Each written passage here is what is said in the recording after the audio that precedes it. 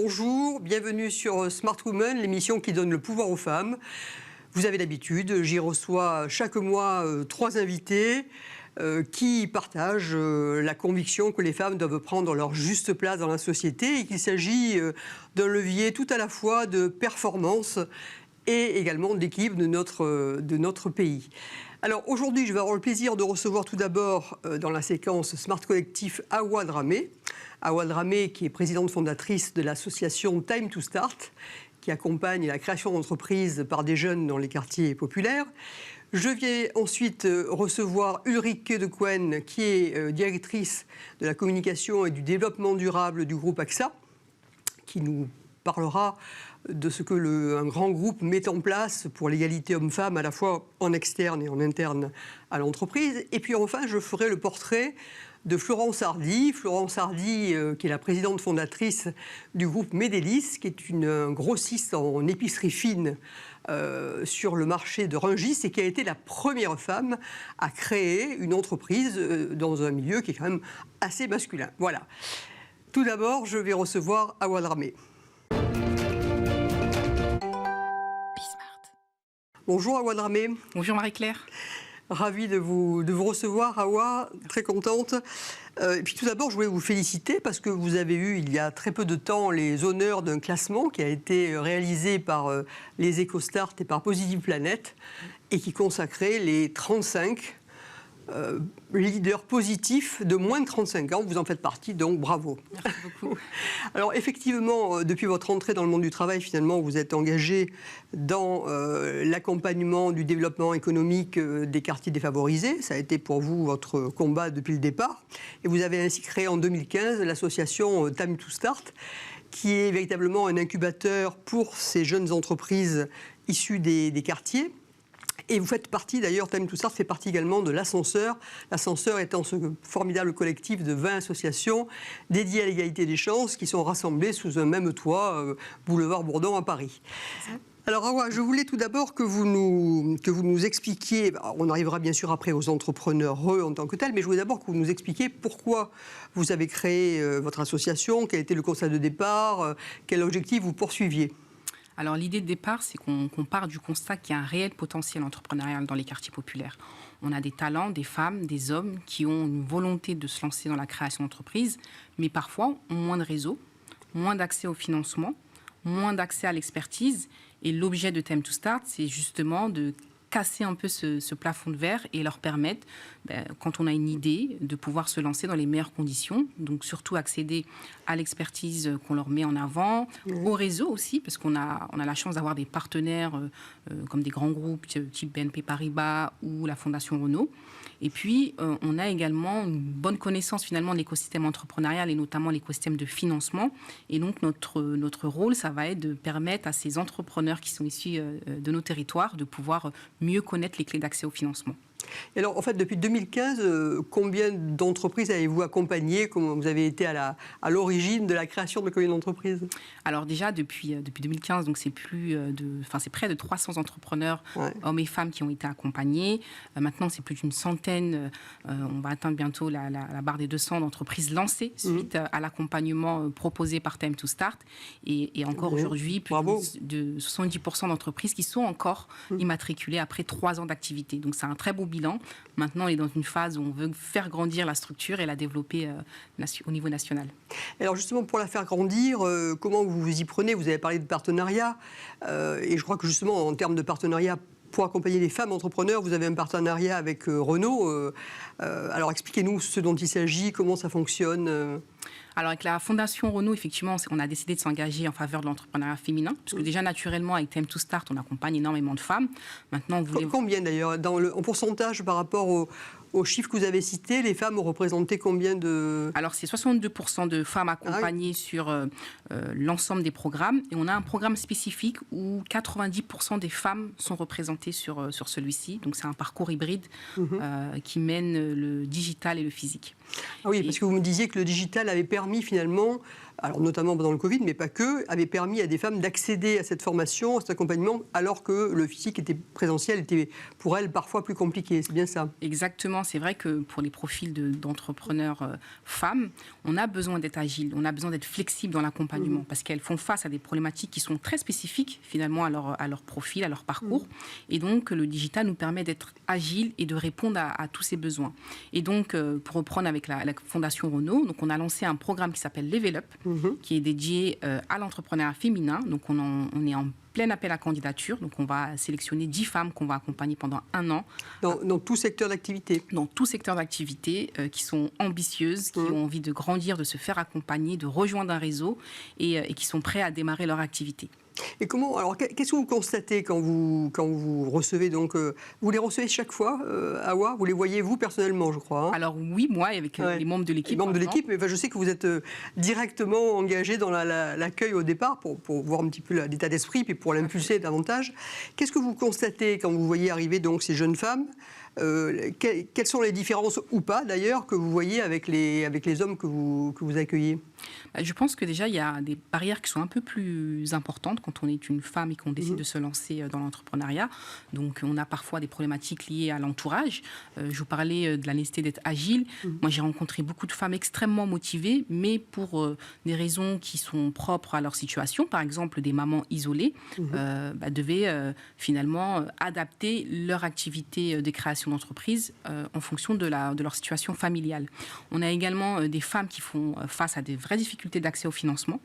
Donc, et notamment des femmes qui sont issues justement de cette diversité et qui font face à des blocages. Et donc, c'est vraiment les principaux freins que je vois. Et puis, tout ça amène finalement à parfois se bloquer, à avoir un syndrome de l'imposteur ou pas essayer d'aller plus loin, manquer d'ambition.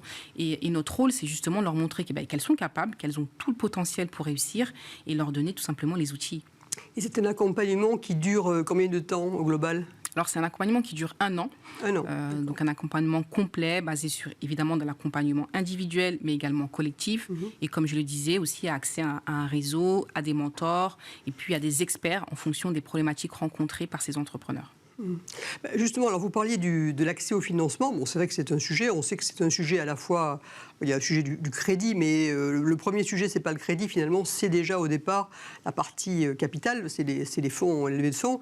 Et alors, ça m'amène à la dernière initiative que vous avez lancée, enfin co-lancée, avec la fondation Mosaïque RH. C'est ça. Donc, dites-nous en plus également. Alors, effectivement, on s'est rendu compte que la problématique de financement est très importante pour les publics issus des quartiers populaires, donc les publics qu'on cible, et notamment les femmes qui sont issues de ces quartiers populaires. Et donc avec Saïd Amouche, qui est donc le fondateur de la Fondation Mosaïque, et puis avec aussi le soutien de PwC, qui est un partenaire de l'ascenseur, on a décidé de lancer un fonds de financement qui s'appelle Sens, et qui vise à... Ça, c'est un nom tout à fait prédestiné. Exactement.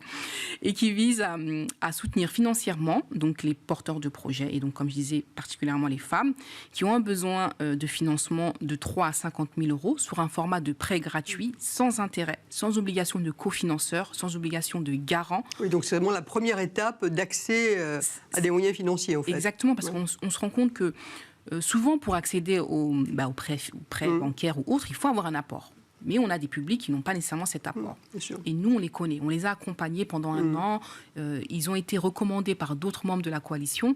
Et l'idée, c'est de pouvoir leur donner cet accès au financement et puis leur faire confiance. Et l'idée, c'est que ça les pousse aussi à grandir et puis à faire grandir leur activité. Mais ce qui veut dire que tous les entrepreneurs ou entrepreneureux qui passent par vous, par Time to Start, ont accès, ou il y a une sélection malgré tout que vous opérez ensuite par rapport à l'accès à ce fonds Sens? Alors il y a une sélection, c'est très important, il y a une sélection. Évidemment, le fait d'avoir été accompagné par un dispositif, c'est un plus, parce que c'est vraiment une recommandation qui est faite par un dispositif d'accompagnement, donc ça peut être Time to Start ou un autre dispositif. Et après, on met en place un comité de sélection, donc un comité de financement, où nos partenaires qui soutiennent ce fonds évaluent finalement l'entrepreneur et le potentiel du projet. Parfait. Et un dernier chiffre, combien en avez-vous déjà octroyé de ces ces financements? Alors, ce fonds a été lancé en septembre 2022. Ouais. Donc, entre septembre et novembre 2022, donc, il y a 12 entrepreneurs qui ont été financés. Cette année, ça va être l'année du grand développement du fonds Sens. Et on espère accompagner financer plutôt près de 100 entrepreneurs. Écoutez, bravo en tout cas. Bravo pour cet engagement et puis pour cette foi dans la valeur entrepreneuriale comme facteur d'émancipation et d'égalité finalement homme-femme. Donc merci beaucoup Hawa et très bonne suite. Merci beaucoup. Merci. À très vite. Bonjour Ulrike de Cohen. Bonjour Marie-Claire. Merci, ravi de vous recevoir sur Bismart. Alors Ulrike, vous êtes directrice de la communication, de la marque, du développement durable du groupe AXA. Alors le groupe AXA, on sait que c'est un groupe qui est engagé notamment sur le climat, sur la santé, sur l'inclusion sociale. C'est un groupe que vous connaissez bien puisque vous en faites partie depuis plus de 15 ans maintenant. Et ce qui me paraît aussi important, c'est que je sais qu'à titre personnel, vous êtes totalement aligné justement sur les valeurs qui sont portées par AXA. Et puis je sais que vous avez aussi un engagement très marqué sur tout ce qui concerne l'égalité homme-femme. Et nous y sommes croisés dans ces circonstances. Alors je voulais que vous nous parliez justement de ce qui a conduit AXA à mettre en place et à développer une initiative qui est très importante, qui est Women in Insurance, donc vraiment les femmes dans l'assurance. Absolument. Merci beaucoup Marie-Claire pour l'invitation. Donc effectivement, AXA est engagé comme beaucoup de grands groupes depuis fort longtemps dans la promotion de l'égalité hommes-femmes au sein de l'entreprise, bien entendu, et puis avec cet effort pour promouvoir les femmes dans les postes de direction, et nous en reparlerons peut-être tout à l'heure. Et c'est vrai qu'on a eu envie, il y a un certain nombre d'années, en 2015, de se dire, mais finalement, comment est-ce que cet effort et cet engagement, on peut aussi le retourner pour qu'il serve à nos clients et à nos clientes en particulier, puisque notre conviction, c'est que l'assurance est quand même un facteur assez important d'intégration dans l'économie, de protection. Et voilà. Et donc en 2015, nous avons eu la chance de pouvoir collaborer avec la Banque mondiale et Accenture pour faire une étude dans les pays émergents pour comprendre les marchés de l'assurance en ce qui concernait les femmes. Et nous nous sommes rendus compte de deux choses, en fait, d'un accès assez limité en réalité et d'un potentiel à la fois en termes de marché pour notre industrie, mais aussi d'un impact justement sociétal extrêmement fort par la possibilité de garantir l'accès aux femmes à des produits et des services d'assurance. En fait, on s'est rendu compte qu'il y avait un réel effet multiplicateur, puisqu'on sait que les femmes sont souvent chefs d'entreprise, chefs de famille, et notamment pour ce qui est l'accès à la santé. Et donc, on a souhaité s'appliquer un peu les enseignements de cette étude, regarder ce qu'il en était dans nos propres portefeuilles et voir ce qu'on pouvait développer, notamment avec deux focus, qui sont la santé et l'accès à l'entrepreneuriat. Oui, c'est ça. Oui, et nous étions rencontrés dans l'accès à l'entrepreneuriat, justement, puisque c'est vrai que c'est un sujet important. Oui, ce qui est intéressant, ce que vous dites, qu'il y a vraiment un gap assurantiel entre les hommes et les femmes, y compris sur des fonctions identiques. Des femmes qui sont à la fois chefs d'entreprise et qui, pour autant, n'ont pas les mêmes capacités ou ne vont pas spontanément chercher les mêmes garanties. Et alors, comment ça se passe? Comment ça a été vécu par votre réseau, enfin, dans l'ensemble des pays Alors, on a effectivement eu ce moment un petit peu de surprise quand on a regardé notre propre portefeuille et qu'on a vu qu'il y avait effectivement une sous-représentation des femmes parmi nos clients, pas seulement dans les pays émergents, mais dans les pays les plus matures économiquement, sur des produits comme l'épargne, comme la retraite, comme l'assurance santé dans les pays où effectivement le système n'est pas dual comme en France. Et donc, effectivement, c'est quand même une prise de conscience qui a été assez forte pour qu'on décide de lancer un programme stratégique en 2016 pour développer effectivement une forme de programme qui puisse permettre aux pays d'avancer sur le design de produits et d'initiatives avec des objectifs d'accroître la part des femmes dans nos portefeuilles. Justement, alors ça passe par quoi? Parce que souvent, moi j'ai toujours été contre l'idée qu'il fallait des produits spéciaux au sens on met un ruban rose, ça c'était vraiment pas. Je sais que c'est pas du tout le cas, bien évidemment. Donc comment vous y prenez pour que ce soit des programmes spécifiques? Alors c'est clairement pas du marketing au sens où on peint en rose. C'est quand même du marketing dans le sens où il faut d'abord bien comprendre les besoins. Donc d'abord ce segment, ce que ça nous a poussé à faire beaucoup d'études de marché, beaucoup d'études clients pour comprendre où étaient en fait les blocages. Et il y avait effectivement, on a vu plusieurs choses, un manque d'information. Donc ça nous a conduit aussi à développer pas mal de programmes de sensibilisation, travailler avec nos forces de distribution, y compris en France, pour que voilà, nos agents soient aussi prennent conscience et acteurs eux-mêmes, et puis à adapter quand même certains produits que nous avions, ou alors à en développer qu'on n'avait pas dans notre gamme. Je pense notamment en Asie, où dans beaucoup de pays, les protections santé sont assez, je dirais, basiques, génériques, alors que voilà, et on a développé des produits très spécifiques pour les cancers féminins qui font des ravages évidemment en Asie comme ailleurs, avec en étant à l'écoute des femmes. De quoi avaient-elles besoin ? Eh bien, elles sont souvent actives, donc attention psychologique, attention aussi pour la famille, beaucoup sont aidantes.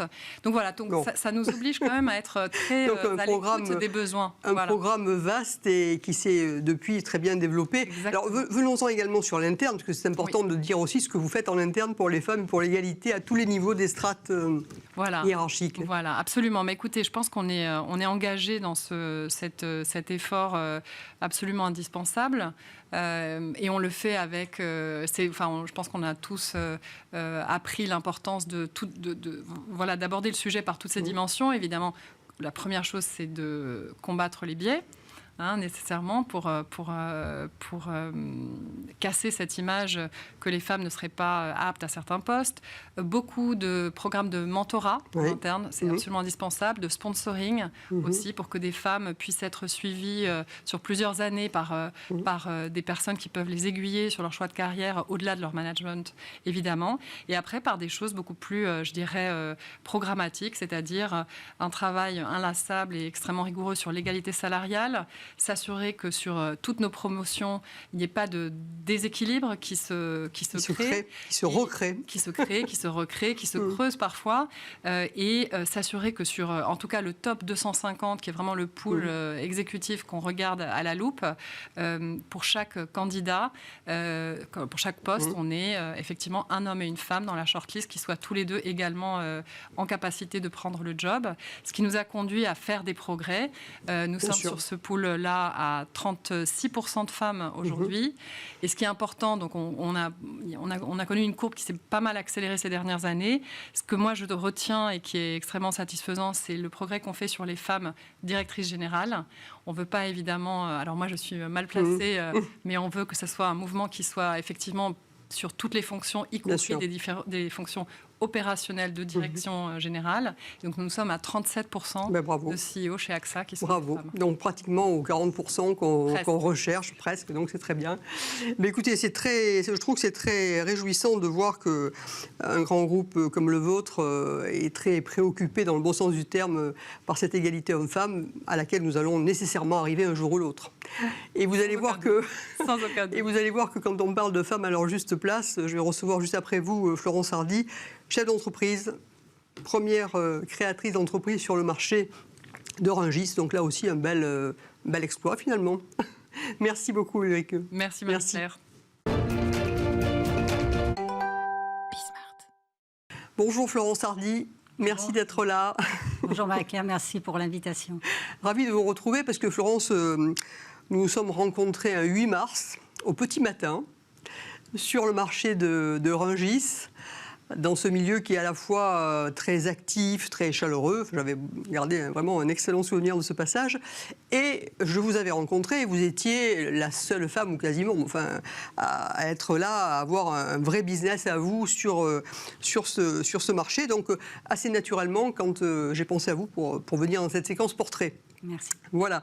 Alors, vous avez créé en 1987, si je me souviens bien, la Maison Médélis, qui est donc un grossiste en épicerie fine, installé sur le marché. Et donc, c'était la première entreprise, encore une fois, créée par une femme. Alors, est-ce que c'était votre vocation ? Est-ce que vous aviez décidé de faire ça ? Comment ça s'est passé, la création ? La création s'est passée par une parole de mon père, qui, à un moment donné, me dit « il y a un local vide ». Et moi, je pensais qu'il allait faire quelque chose. Et puis, de fil en aiguille, il me dit « pourquoi ne pas créer une entreprise ?» puisque moi, je voulais absolument pas faire ça. En tout cas, oui, je vous me n'étais pas disiez. du tout destinée. Oui, vous me disiez études commerciales, envie de boîte américaine. C'était ça votre idée au départ? C'était l'idée des années, de ces années-là. Et puis, et je pense que par ces paroles, mon père, en fait, m'a tendu une perche. C'est-à-dire qu'il m'a tendu une perche dans la mesure où il s'est exprimé à moi sur la création d'entreprise en tant que personne et pas en tant que fille. Donc ça, c'était vraiment une reconnaissance, c'était un atout, c'est une chance. Parce que quand on pense en fait un petit peu à notre environnement, on se rend compte qu'il y a une empreinte en fait qui fait qu'on ne va pas attendre la même chose des garçons, des filles, des hommes et des femmes. Et puis à côté de ça, donc j'ai été sur l'entrepreneuriat dans un monde assez masculin qui a compris ce que pouvait apporter la diversité. Et je me rends compte aussi que l'entrepreneuriat, il y a une universalité en fait sur l'entrepreneuriat. Et qu'on soit homme ou femme, on se retrouve en face des mêmes difficultés. Et des mêmes enjeux, en fait. Des mêmes enjeux. Alors ça, c'est tout à fait intéressant parce que c'est vrai sur un plan global. Mais alors vous êtes lancé dans quelle activité? Racontez-nous comment vous avez fait. Parce que finalement, alors vos parents, je crois, avaient sur le mine également une affaire. Mais vous avez fait autre chose. Donc racontez-nous comment ça s'est passé. Alors j'ai fait autre chose. Et j'ai voulu me destiner, en tout cas, à proposer des vins du monde entier, pensant en fait qu'il y avait un marché et moi j'ai fait beaucoup de théorie en fait et à la pratique ça marche pas tout à fait comme ça. Et non. Donc j'avais pas forcément eu tous les éléments et au bout d'un an et demi, il a fallu que je rectifie complètement. C'est-à-dire que j'avais le choix soit de continuer autrement ou soit d'arrêter. Donc j'ai continué autrement et j'ai fait du porte-à-porte. J'ai été voir les clients, ce dont ils avaient besoin. J'ai fait le tour de France, on peut dire. J'ai fait les salons, voir des fournisseurs, parce que c'est vraiment ce lien entre des fournisseurs et des clients, ce lien entre des producteurs, des productrices et des chefs de cuisine, ce lien entre l'innovation et... Pour bien comprendre le besoin. Et vous voyez, vous passez très modestement et très rapidement sur le fait que finalement, vous avez créé une entreprise alors que vous n'aviez finalement pas de connaissances pratiques pour le faire. Bon, 1 an et demi après, ça a été un échec entre guillemets, mais c'est un échec positif puisque immédiatement, vous êtes reparti à l'assaut, vous avez rebondi. Donc ça, c'est important. Et vous y êtes prise différemment pour arriver. Alors là, vous avez donc redépart, le tour dont vous parlez, et vous arrivez. Donc là, vous avez fait quoi alors? Quels ont été les axes sur lesquels vous êtes... Les axes sur lesquels c'était déjà de répondre aux besoins clients, c'était aussi de pouvoir recruter une équipe au fur et à mesure, parce que c'est monter pierre après pierre. C'est sûr qu'il faut du temps, donc il y a un facteur temps incompressible, et souvent, quand on est entrepreneur, homme ou femme, on a envie que ça aille très très vite, mais il faut du temps. Et aujourd'hui, vous êtes pour avoir une idée un petit peu des grands chiffres, vous êtes combien? Vous avez un chiffre d'affaires global de combien? Et combien de références finalement pour résumer un peu votre activité? Alors donc on est un peu plus de 30 personnes. Sur le nombre de références, en fait, nous on a décidé en 2020, suite à la pandémie, de déréférencer 25% de nos produits. Oui, ça c'est encore une nouvelle étape là. C'est encore une nouvelle étape. En fait, moi, ce qui est très bizarre, et parce qu'on ne pense pas ça quand on démarre, c'est que moi en 35 ans, j'ai l'impression de ne jamais avoir posé mes valises et de toujours réinventer, recréer, innover, m'adapter. Repenser en fait. Mais c'est la vie de l'entrepreneur que vous décrivez. Et c'est la vie de l'entrepreneur. c'est la gloire de l'entrepreneur d'ailleurs. Voilà. Mais on s'en rend compte après coup. On n'en a pas forcément conscience au départ, ni en cheminant sur les débuts, en tout cas. Mais c'est vrai qu'au départ, forcément, c'est un peu la fleur au fusil, au sens où on a l'enthousiasme de la création. Bon, après, donc, vous apprenez de vos difficultés. Après, d'ailleurs, vous me disiez que vous aviez complètement appris en marchant, dans la mesure où, au fur et à mesure, il fallait livrer, donc vous avez acheté un camion. Enfin, quand on a parlé ensemble, vous m'avez décrit de façon très, très concrète tout ce que vous faisiez et qui allait dans ce sens-là. Et puis bon, effectivement, à nouveau, après une période très florissante, vous avez été confronté au Covid, qui a été pour vous très sévère. On m'avait dit que vous avez perdu 90% du chiffre d'affaires du jour au lendemain. Du jour au lendemain, c'est quand même assez rude à vivre. Ouais. Et pour rebondir à nouveau, puisque c'est le cas, vous avez pris des conseils, vous êtes entouré. Oui, très rapidement, on s'est tourné vers un cabinet en stratégie qui pouvait nous accompagner. On a beaucoup travaillé avec. J'ai beaucoup travaillé, mais mes équipes ont énormément travaillé. On a remis beaucoup de choses en question, et en effet, on a rebâti en partie l'entreprise. C'est-à-dire qu'il y a des fondamentaux excessivement forts. C'est sûr que quand une entreprise a 35 ans, on ramène avec soi des fondamentaux. Il y a la culture de l'entreprise. On peut avoir des bases solides, mais il faut tout réinventer en permanence. Donc, on a mis en place une stratégie qui nous a obligés à faire des choix. Faire des choix, c'est renoncer à du chiffre d'affaires, renoncer à des clients, renoncer à des produits. Vous avez resserré la gamme. Donc, on a resserré la gamme, mais on a aussi développé d'autres gammes, par exemple comme les protéines végétales depuis 2 ans, où nous sommes plutôt très en avance sur des produits sains pour la santé, mais à destination de la restauration conventionnelle. D'accord. Donc sur un canal qui aujourd'hui, ces produits sont peu représentés et voilà, donc on est toujours un peu, sans le vouloir peut-être, on a toujours un coup d'avance, en tout cas c'est ce qu'on essaye, et puis quand on n'est pas dedans, il faut une agilité. On recommence. Non, mais c'est ça, systématiquement. On recommence. Puis alors, vous m'avez aussi parlé, bien sûr, de tout l'aspect équipe et donc l'aspect managérial qui est important également. Vous avez votre équipe, ce sont des personnes qui sont avec vous depuis le départ, vous avez des jeunes, comment ça se passe pour recruter? Il y a tous les profils. Et vous savez, quand on parle égalité homme-femme, moi je pense beaucoup à diversité. Et je pense que l'égalité homme-femme, on y arrive quand on met en place de la diversité, et souvent quand c'est quelque chose inhérent en fait à l'esprit d'entreprise. Moi j'étais assez surprise, je me suis posé la question, et depuis 35 ans, sans volonté particulière, sans calcul particulier, au fil et à mesure des années, il y a un équilibre qui s'est fait par la diversité. Et on arrive à une parité homme-femme sur les instances de gouvernance. D'accord, ah oui, bravo.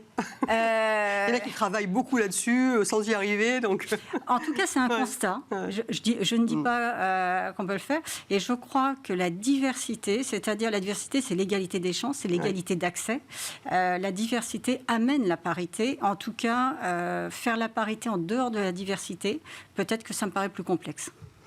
Écoutez, là, c'est vraiment, c'est tout à fait ça. Alors, je sais que vous êtes également engagée au niveau des structures professionnelles, vous êtes administratrice de la CEMARIS, etc. Donc, par là, vous avez à nouveau un rôle qui vous permet d'entraîner, d'impulser certaines choses. Alors, moi, il me paraissait déjà très important qu'une entreprise gérée par une femme sur le marché international de Rungis ait sa juste place et puisse montrer cette place-là. Donc, c'est vrai que je me suis engagée auprès d'organisations professionnelles, auprès d'associations. Et puis, ça permet de rencontrer aussi, parce qu'on est dans des métiers de rencontre, on est dans des métiers de transmission. Et donc, voilà. Donc, c'est aussi comment, en fait, la main tendue, on peut la retendre, et tout ça, c'est... Exactement, cette transmission, ce passage. Le passage. Écoutez, merci beaucoup pour ce témoignage. Vous avez parfaitement illustré toute la capacité de résilience de l'entrepreneur, avec en plus l'amour de ce que vous faites. Donc, la passion, en tout cas. La passion, c'est formidable. La passion de ce qui est fait. Donc, continuez. Je vous souhaite le meilleur pour l'avenir. Merci beaucoup. Merci beaucoup. Merci, Florence. Merci, Marie-Claire. Au revoir. Voilà, notre émission se termine. Donc, j'espère que, comme moi, vous avez pris beaucoup de plaisir à écouter mes 3 invités du jour. Je vous dis à très bientôt au prochain numéro de Smart Woman.